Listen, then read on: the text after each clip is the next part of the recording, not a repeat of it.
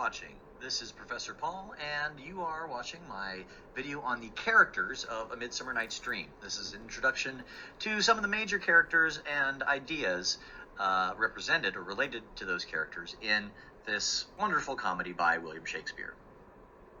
So first, just as part of a brief overview, this is one of Shakespeare's most enduring, most popular plays, performed over and over again and constantly taught and read.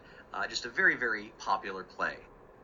And it appeals to audiences because of its appearance, at least, as a very light and fun work. And it certainly is light and fun in performance often. It's a story of young love that is thwarted, but ultimately triumphant, and we all love that.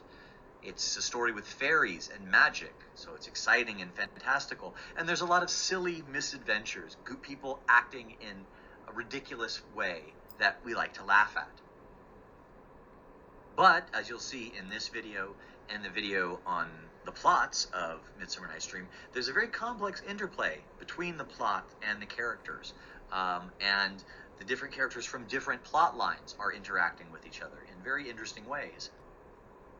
And there's also a real wealth of allusions and references underneath this, again, seemingly very light play. There's a whole bunch of classical, Christian, and folk references that underlie its meaning that you'll see, again, partially in this video, the plots video, and the video on the world of A Midsummer Night's Dream. So let's talk about the four groups of characters in this play. First, we have the noble rulers, and those are Theseus, the Duke of Athens, and Hippolyta, the Queen of the Amazons, whom he is engaged to be married to. And they're the first characters that we see in this play. And Theseus and Hippolyta both come from Greek and Roman mythology, so these are old characters. Theseus is a legendary warrior. He's very noble, he's very heroic, associated with people like Hercules. He also is noted in the myths about Theseus for having many, many different female lovers, not all of whom had happy endings to their lives, including Hippolyta in many of the myths that surround Theseus. So he's associated as a man who has a lot of female lovers and who takes, and even we might say from our perspective, modern perspective, abuses women.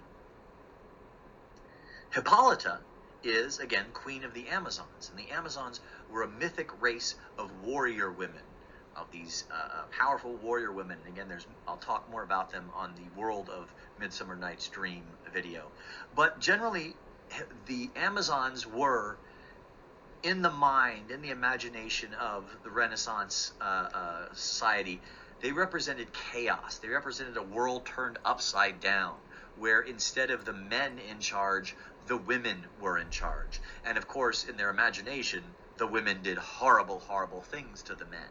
They didn't imagine equality. They could only imagine a reversal of the kind of repression that their patriarchal society instituted upon women. And that's what the Amazons represented, a nightmare inversion of power. We also have the fairies.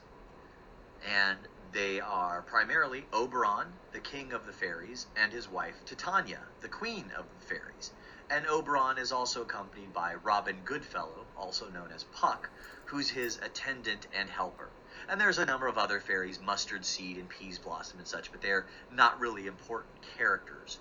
And the fairies come from English and European folklore. So these are folk characters rather than the mythological, noble characters of Theseus and Hippolyta. This comes from a more homegrown and, in some sense, a more humble, rural, again, folk tradition.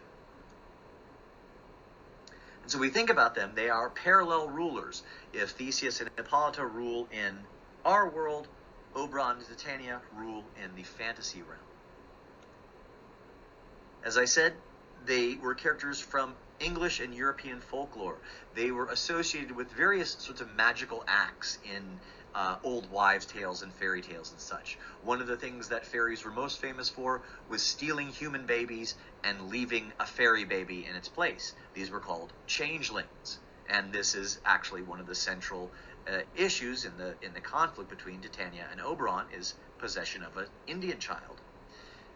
And think about Puck's self-description when we first meet Puck, how he talks about all the pranks he likes to pull. And that's another thing that these fairies were associated with, all sorts of little mischief around the house. They could also be domestic helpers, though, little helpful gnomes that would come and clean your shoes and things like that.